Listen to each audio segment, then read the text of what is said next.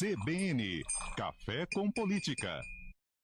O Ministério Público Eleitoral recomendou ao Tribunal Regional Eleitoral de São Paulo que reverta a cassação do registro de candidatura de Dário Saad, que é o prefeito reeleito de Campinas. A sanção foi publicada pela primeira instância da Justiça em setembro deste ano. No parecer, a Procuradoria Regional Eleitoral reafirma o entendimento de que houve abuso de poder na campanha à reeleição, mas entende que as infrações cometidas não devem ser punidas com a cassação do registro, uma vez que as irregularidades não foram capazes de alterar o resultado da eleição. Dário foi reeleito com 66,7% dos votos. A Procuradoria Eleitoral, então, sugere que a cassação e inexigibilidade de Dário Saad sejam revertidas pelo plenário do tribunal, mas pede que seja aplicada ao prefeito a multa prevista na lei eleitoral em seu patamar máximo. A decisão final será dos 7 juízes que integram, então, o TRE de São Paulo. Ainda não há um prazo para esse julgamento.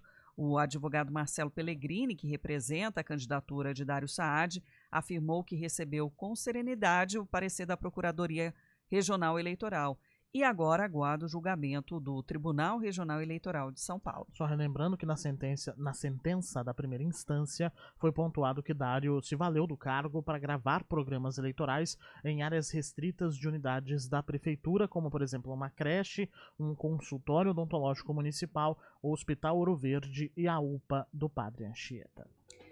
Bruno Silva, cientista político, conectado com a gente, nos acompanhando nas informações e para analisar também esse parecer. Bom dia para você, Bruno. Olá, muito bom dia, Sandra, muito bom dia, Felipe Pereira, os nossos queridos ouvintes, né? Estamos aqui começando mais uma semana. Acho que deu óbvio, né? Pensando até em termos políticos, é aquela história. Olha, não devia ter feito isso, mas também não é um caso de cassação, né? Ou seja, dá para reverter em multa. Deu óbvio em que sentido? No sentido de que o próprio Dário estava muito confiante lá atrás da ação, chegou a dizer que isso era uma movimentação política por parte do PT para tentar desconstruir a sua campanha no contexto ainda da campanha municipal, mas acho que no final das contas fica evidente uma coisa importante com o parecer, né? Não deveria ter feito isso. Acho que espero que fique como lição para que mantenha ali a observância estreita da legislação a ponto de, obviamente, não trazer prejuízos, não só à candidatura, mas prejuízos também ao processo eleitoral como um todo, né?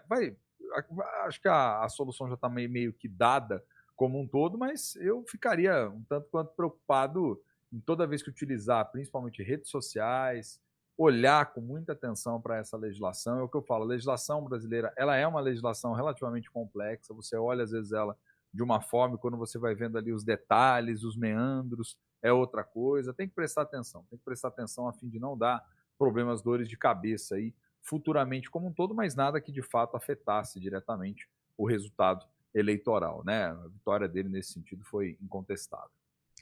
Bruno, a Câmara de Campinas analisa hoje, em segunda votação, um projeto de lei que obriga dobrar o tempo de gratuidade nos estacionamentos de shopping, centros comerciais e algo também do tipo, né, de galerias, por exemplo, para idosos, para pessoas PCDs, né, e respectivos também acompanhantes. Esse projeto ele foi apresentado em agosto, passou então em primeira votação no dia 13 de novembro, foi aprovado por unanimidade. Agora, em caso de aprovação nessa segunda votação, ele será submetido à análise do prefeito, que pode ou não vetá-lo, né? Mas se for aprovado, o projeto é publicado no Diário Oficial da cidade e já vira lei. É isso. Acho que o principal ponto aí do projeto, só para a gente poder entender, é eles estão fazendo uma alteração pensando especificamente nas pessoas ali que precisam de um pouco mais tempo, de repente, para poder conseguir fazer o seu deslocamento, chegar no veículo, sair do lugar.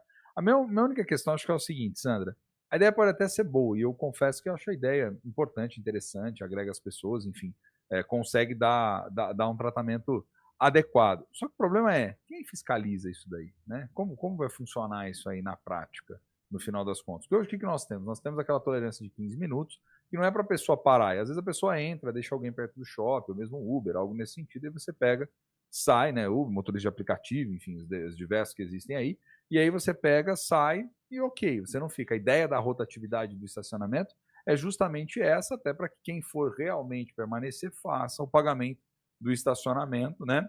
E você tem ali, consequentemente, uma rotatividade maior de pessoas podendo entrar nos lugares para realizar as suas compras como um todo, né?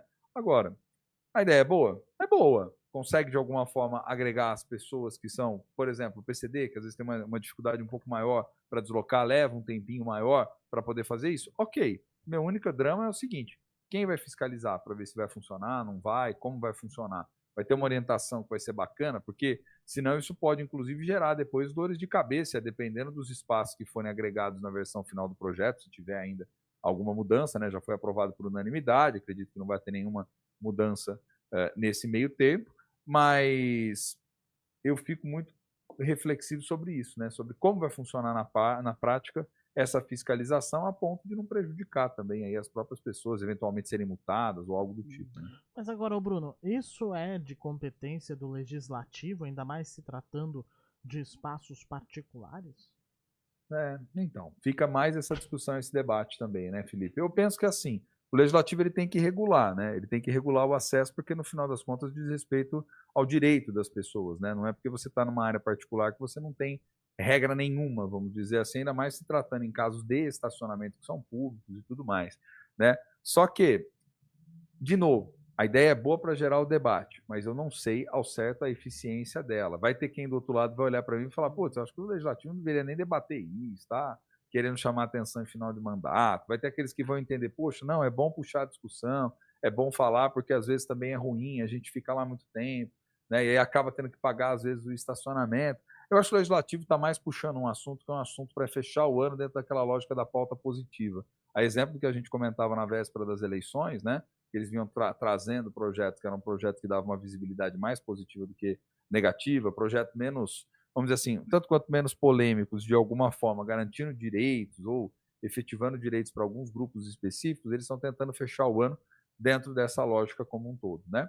Penso que você pode resolver isso também de uma outra forma, né? Você pode, por exemplo, ampliar a quantidade de vagas e, de repente, deixar a cargo do próprio shopping, do próprio estabelecimento, ver como que isso funciona melhor, ou deixa para essas vagas específicas mais tempo, enfim.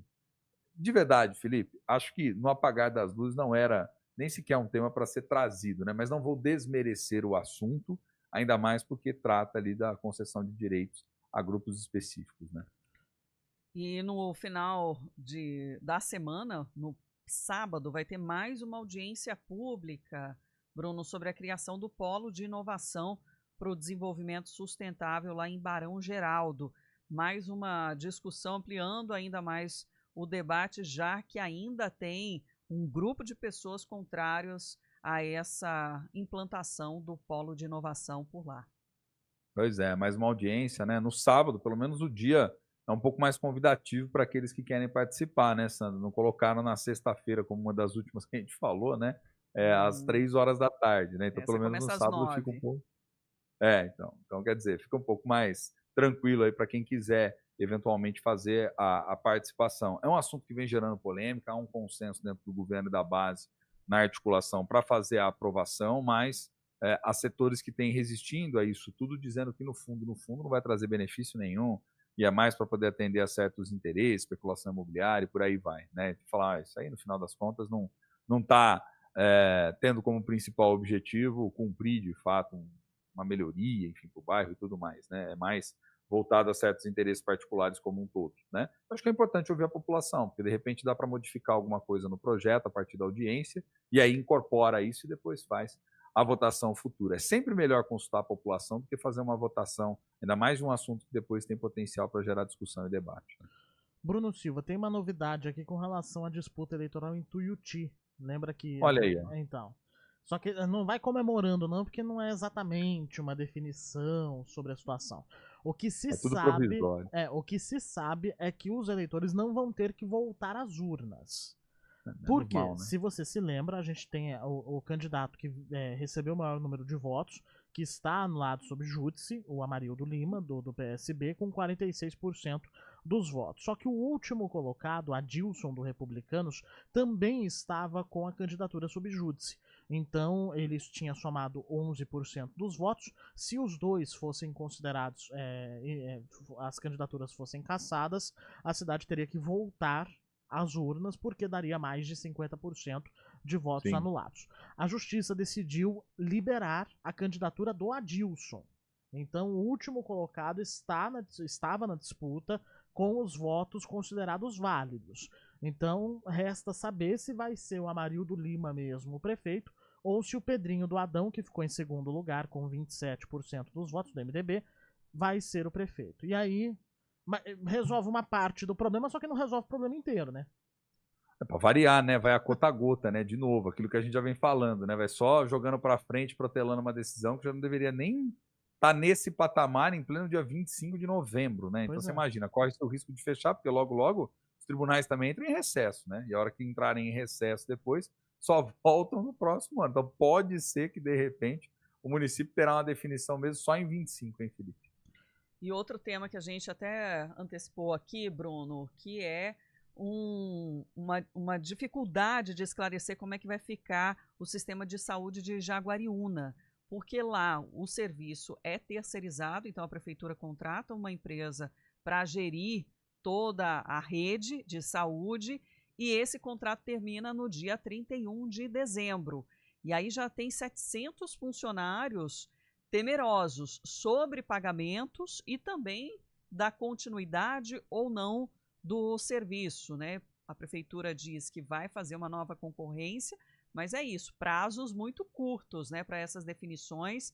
Vai ter também uma reunião junto ao Ministério Público do Trabalho para que se chegue aí num esclarecimento, né, a respeito dessa temática. Agora, é um sinal aí de alerta, né, de começar um novo mandato na cidade com essa dificuldade na saúde, que é uma área tão essencial e sensível, né?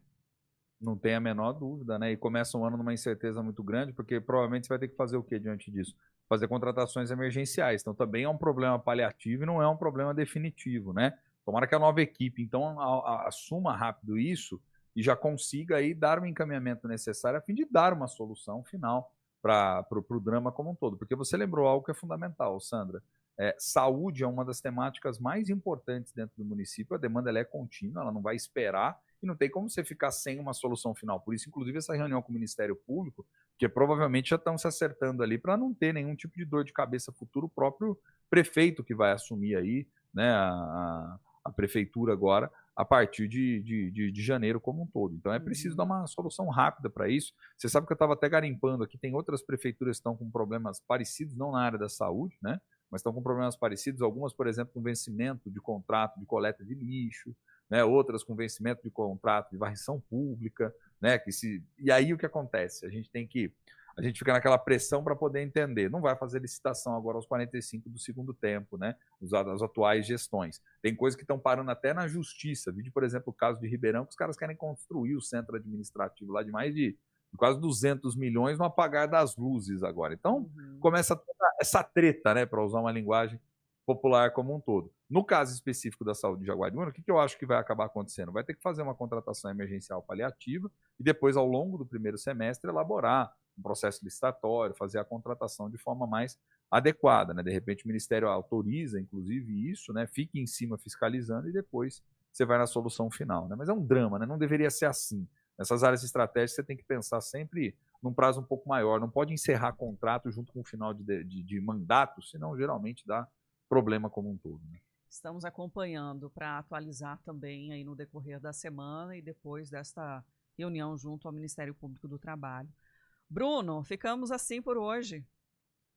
Ficamos por aqui, amanhã a gente volta mais, né? Mais um cafezinho, mais um pouco de política, porque a política ainda está movimentada no final do ano, né? Para quem achou que já estava fechando a conta, passando a régua, hein, Felipe? Ainda tem umas emoções aí no final. E vamos ver o que acontece com essa história do estacionamento. Eu acho que eles aprovam por unanimidade, com certeza. Jogam no colo do prefeito e deixam depois a solução para eles. Um abraço, gente. Até amanhã, Até Bruno. amanhã, Bruno. EPTV é notícia na CBN. Jonathan Morel aqui com a gente.